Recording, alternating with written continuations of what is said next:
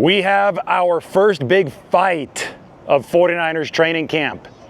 Fred Warner has no chill.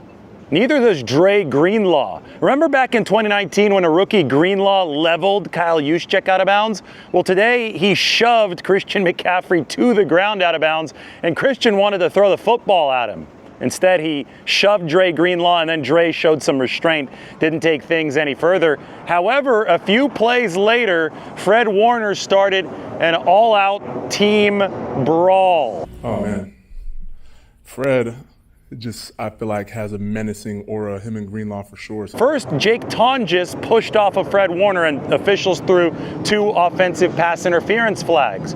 Apparently, Warner was not satisfied by those flags, and he engaged Tonjes in a shoving match. Then reinforcements, led by Colton McKivitz, all sprinted in. By the time that this one was over, several players were on the ground in a dog pile, and I couldn't help but be reminded of the great 2-round Fred Warner-Brandon Ayuk fight from the 2022 training camp. That one was the original. That one started these instant reactions. I was walking off the practice field, hadn't done an instant reaction yet, but Fred Warner fought Brandon Ayuk not once, but twice. They both even had a chance to truly square up, warm up the fists. And I did the reaction coming off the field. A bunch of you watched it. You said, I want these reactions every practice, and here we are. So, 49ers fighting on that practice field. Chris Foerster, who's still filling in for Kyle Shanahan, on whom I have some good news. We'll get to that in a bit. But Chris Foerster, not happy with these fights. Today we had a team meeting. I ran a team meeting. I was on, protect the team, don't get in fights. I did a great job with that one, right? Okay. Some of the most physical teams I've been on never fought in practice. Some of the greatest defenses in Tampa, there was no fighting allowed. If you fight, you're thrown out of a game. So to me, you don't need to prove you're a tough guy. You want to prove you're a tough guy, block better, play the defense better, play your techniques better. When somebody talks crap, wait till the next play to make them pay for it within the structure of the rules of the game. Stepping outside the rules of the game to do anything, whether it be holding, fighting, pass interferences, all those things, there's no place for them, because you've got to practice like you're going to play the games. If I have a drill that doesn't match game, what am I doing? I'm wasting time. If I'm practicing unlike game reps, then I'm wasting time. Fights are a waste of time and energy, absolute waste of time or energy. I carry a different opinion. I know that the 94 49ers, the last time this team won a Super Bowl, they fought almost every day at training camp. It meant that the competitive edge was sharpened. And you know what? I look at Dre Greenlaw, who might have started all of this today, as a player with a 1994 mentality stuck in 2026. The league is a lot softer now. A lot more fighting happened back then. Dre is going to piss guys off. He obviously did today, and then I think that just set the temperature for Fred Warner, and he and Dre Greenlaw obviously are running mates. I think that set the temperature for later on.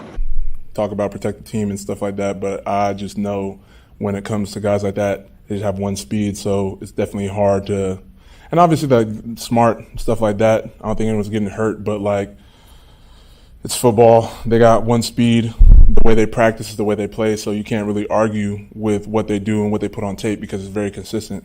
It doesn't change. Time for highlights. That's Mike Evans warming up. He made one of the nicest catches of 49ers training camp so far. Started one-handed. There is Jacob Cowing wearing the number 6. So he has already switched from number 19. Deebo Samuel did not practice yet, still undergoing his physical. He should officially sign today, which will be 4 years to the date of him signing his big contract with the 49ers in 2022. There's Trenton Irwin. 49ers signed the former Stanford receiver and teammate of Christian McCaffrey in college. Played for the Cincinnati Bengals, a veteran, 30 years old. They signed him to fill out that wide receiver room today. Good news for the 49ers. They activated Alfred Collins from PUP. So the big second-year defensive tackle, see him trying to stay low here, is back in action for the 49ers. Had shoulder surgery this offseason, is now fully healthy, ready for that year 2 blossoming. He made a lot of strides as a rookie in 2025. Another guy who made a lot of strides as a rookie last year is the Hulk, Sebastian Valdez. Will he make this 53-man roster? He really is built like the Hulk. He has gotten some first-team reps And here's somebody who's going to be getting a whole lot of first-team reps once he's fully back. Nick Bosa, looking great for the 49ers. A look at all the defensive linemen, including Alfred Collins, Keon White there in the foreground. Osa Odighizuwa, number 92 for the 49ers, just barely visible in that shot. There he is on the right side, the veteran addition for the 49ers. That's Tim Ryan, had surgery on his labrum. 49ers radio broadcaster saw him out on the field today. The pads came on today, which definitely was part of the reason why tempers flared. There was more contact, more reason to get angry. But with pads coming on, one-on-ones began before team drills, and those are always really fun. I watched the offensive line versus the defensive line. I will then say that this was a one-on-one in all effect during team drills. It was Mike Evans working against Upton Stout in the red zone, and for whatever reason, the 5'9" Stout split off to cover the 6'5" Evans. Brock Purdy identified what was going on and made sure to throw it to Mike Evans, who says that he is always open. I mean, I'm 6'5", you know, I got ability, and you know, I've done it throughout my career. But it's a thing you just talk to the quarterbacks about. Like when I'm covered, I'm still, you know, pretty open if you throw the ball up with some air, and you know, Brock threw a great ball. So I mean, that's one of my biggest things in my game. When I was in college, I made a living off of, you know, getting open, but, you know, just Johnny Manziel, me and him had a really great connection. He'll give me jump balls, and even when I'm covered, he'll throw it to me. And I've always used my frame. I think it comes from my basketball background. Like I love to box defenders out, and I love competing. So competing for the ball, that's number one in my mind. Well, winning is number one in my mind, but then if I'm covered, there's elite DBs in the league, so you got to be able to make contested grabs.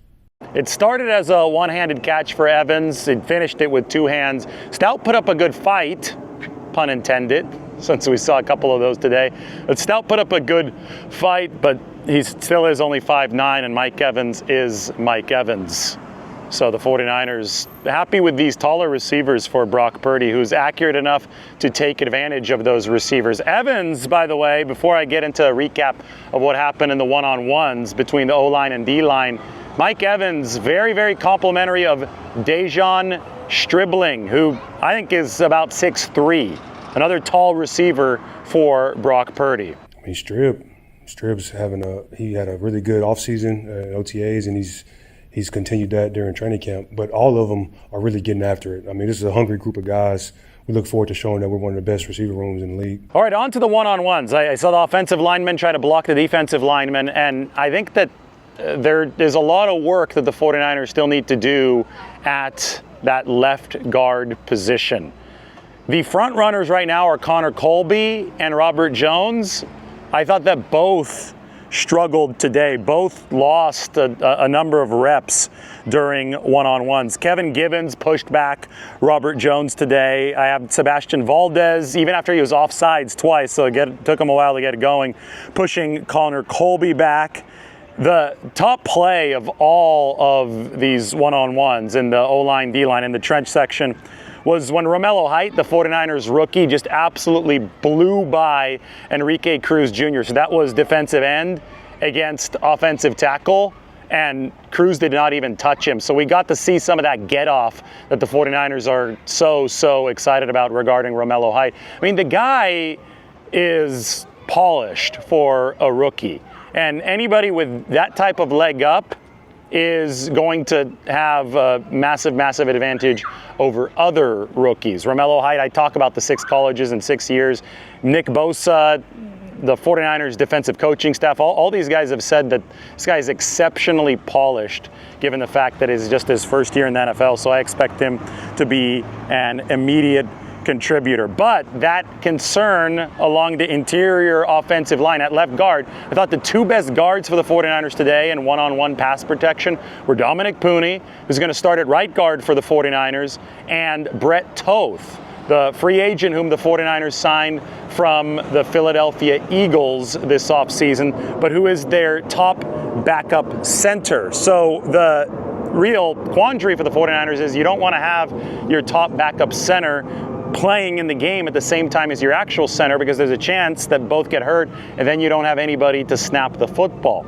But I do think that Toth, who played really well at left guard for the Eagles last year, at both guard and center, he might be a break glass in case of emergency option at that guard position, in case neither Connor Colby nor Robert Jones make the 49ers all too comfortable at left guard when it comes to pass protection. I mean, we've heard from Chris Foerster, the O-line coach, on Jones. He's straight up said that Jones is a better run blocker than he is a pass protector, and he's going to have to work on his pass protection. And we know that Connor Colby struggled big time, probably in both phases of the game last year. We know that he's had a good offseason, but still today, as I go through some of my notes, I even thought that James Thompson Jr., who's the rookie defensive tackle out of Illinois, beat Connor Colby. I also thought that Osa Odighizuwa beat Connor Colby, and it's not a shock that Osa Odighizuwa, who is the 49ers' best interior rusher, the trade acquisition from the Dallas Cowboys, would have a leg up. But I did notice that on the inside, Brett Toth looked like the best 49ers option on day one of pads, on day one of one-on-ones. Chris Foerster pointed out after, too, that a lot of times guys are going to use these one-on-ones to get better in certain areas. So they're going to work on one specific skill, so it may not be representative of how good of an overall blocker he is. And you don't get team help, right? It is just a one-on-one rush. It's not a 5-on-5 rush. Trent Williams makes the left guard, whoever's there, better, because Trent Williams is Trent Williams at left tackle.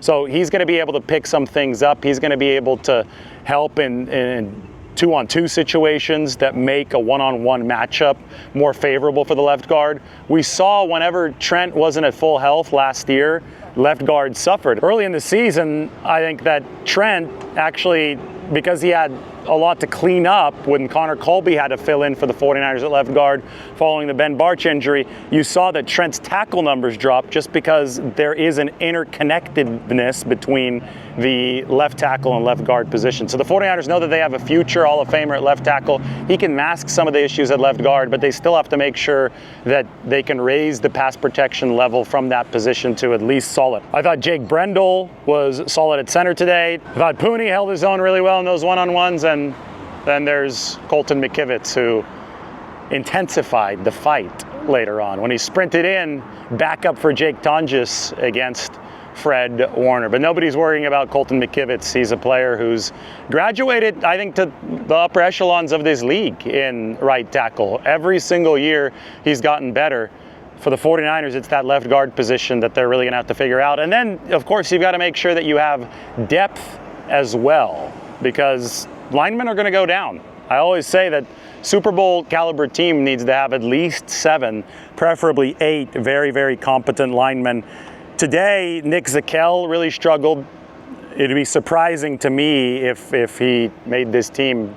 I know that he's a familiar face, so maybe the practice squad for Nick Zakelj, but they have deepened that offensive line. Carver Willis, the rookie, up and down today, and as I said, Enrique Cruz, there's going to be a lot of polishing that needs to happen for his pass protection to be up to par. Romelo Height absolutely blew by him on that one snap. I mean, the get off, it was reminiscent of Dee Ford's, and that's what you have to be really excited about regarding Romelo Height. He is very, very quick off the ball.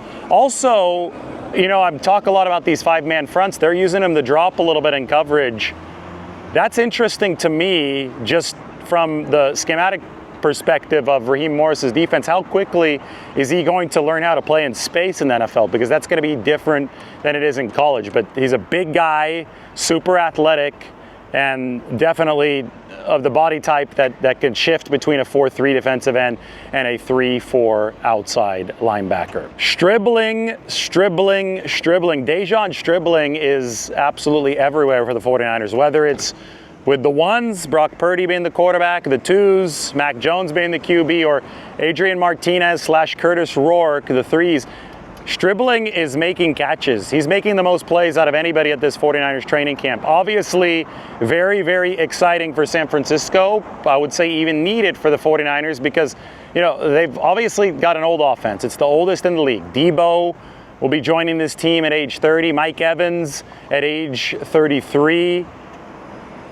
George Kittle, 32, coming off the Achilles. Christian McCaffrey just turned 30 years old. This is a 49ers offense that has needed a youth infusion, and more specifically, a speedy youth infusion. And De'Zhaun Stribling is the type of player that can give it that. I mean, just an easy strider, breaks in and out of his cuts with real smoothness for somebody who's 6'3", has won with height, has won with separation, and he only dropped one pass last year at Ole Miss, so he wins by catching everything that is thrown to him. I say it every show, I'm very impressed with De'Zhaun Stribling. Brock Purdy in red zone work today, threw an out pass touchdown to Luke Farrell, blocking tight end, who obviously would like to work on the receiving aspect of his game. Nice pass from Purdy. And then there was Mike Evans catching that football over Upton Stout. Now, Mike Evans had the press conference today,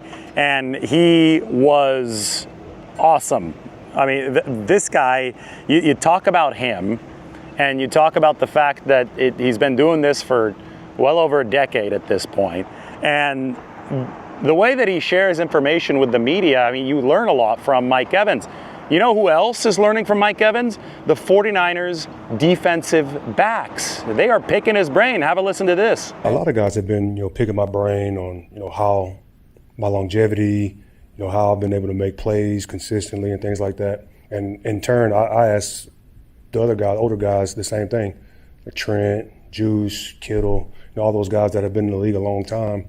What do they do to stay fresh and play so long? One more note on De'Zhaun Stribling, and then I promise I'll move on to other players, but he's just making so many plays out there that I feel that I have to mention him.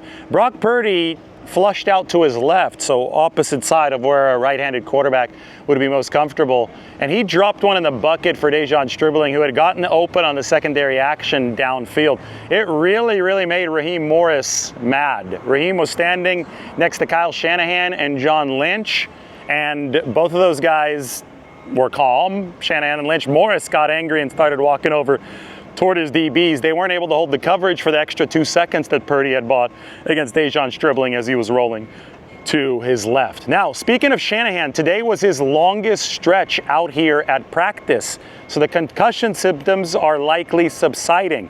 Previously, it had been out for about 20 to 30 minutes. I would estimate about an hour for Kyle Shanahan today. In fact, at one point, he was even standing right in front of the speaker, which was blaring AC/DC. So Shanahan, when I was in his office the other day, he said that the noise was bothering him more than the bright light. Today, he was even joking around with the 49ers quarterbacks, dapped up Adrian Martinez over a break. It really does seem that Kyle Shanahan is feeling better. Good timing on this first day of pads.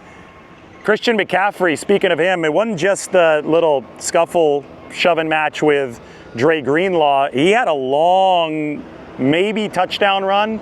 Not sure if he would have made it to the end zone. They blew the play dead before, but he was able to dart out. He's got a lot of juice this camp, by the way, but he was able to dart out from the line of scrimmage, got to the second level, and about 40 yards downfield, he gave Deommodore Lenoir a very healthy stiff arm. So, as you might be able to tell, this 49ers camp, nice and competitive, nice and physical, and things do get real once the pads do come on. Purdy almost threw an interception today that Jair Brown had a pick of Purdy early, I think on day 1 or 2 of camp. Today was not able to hold on to it. I've got Stribling again in my notes. I just can't get away from this guy. Caught one from Mac Jones. As I said, he's catching passes from all the quarterbacks. Mac feathered one over Luke Gifford, the linebacker. Funny moment with Mac Jones. He went deep to Malik Turner, one of the 49ers backup receivers, one of their top gunners. The pass was slightly underthrown, but it was complete to Malik Turner, who won a jump ball against Darrell Luter Jr. And then I looked back at Mac, and he was dancing back behind the line of scrimmage, happy about the deep ball. Mac is infusing this camp with energy every single day. And then before all the fights started, I saw Curtis Rourke rip a deep out to Jordan Watkins. And I'll say this, because tomorrow is going to be Deebo Day, I would assume. Today he's going to sign. Tomorrow I would expect him to be back out at practice and maybe even hold a press conference. But Deebo's going to play the Z. As I've been telling you about Deebo Samuel, I don't think that this is going to be full-time Z setup. I don't think he's going to be asked to do the same thing, the same role as he had when he was with the 49ers last, especially in 2024 when he was the focal point. I think the more the 49ers can free things up around Deebo, the better chance he's going to have to just pick up a full head of steam and barrel guys over. And one major key is Jordan Watkins. I think he can be a standard Z receiver in this league, a flanker. And who knows with Ricky Pearsall too, right? We're going to have to wait for another update on Ricky Pearsall. But assuming that he's out of the picture for the time being, Jordan Watkins is making a few plays at this practice, and he can, along with De'Zhaun Stribling and Mike Evans, take some of that pressure off of Deebo Samuel, open up space to let Deebo be Deebo a couple times a game. It's not going to be 2021 Deebo, but you can certainly let the bowling ball, whom people are afraid to tackle, when he's at 220 pounds with a full head of steam, you can certainly let him go to work when he's got space. Anyway, that Watkins deep out that I saw late in practice today, beautiful throw from Curtis Rourke. Competing to be QB3, Rourke is the most physically imposing of the 49ers quarterbacks, and he rips that deep out with a lot of precision. I mean, that is a rope that he's able to throw out there toward the sideline. 49ers waived the tight end Tanner McLaughlin, who they signed just a few days ago with an injury designation. Josiah DeGuara, the tight end whom I told you about yesterday, the Santa Rosa native, Sacramento local, signed with the 49ers. So he was out there in the jersey number 47 today. And they also waived the defensive back Derek Canteen. So they added the tight end DeGuara, they added the receiver Trenton Irwin. They're going to have to make one more roster move tomorrow so that they can officially add Deebo Samuel. But that's the update from the helmet. We'll talk to you soon.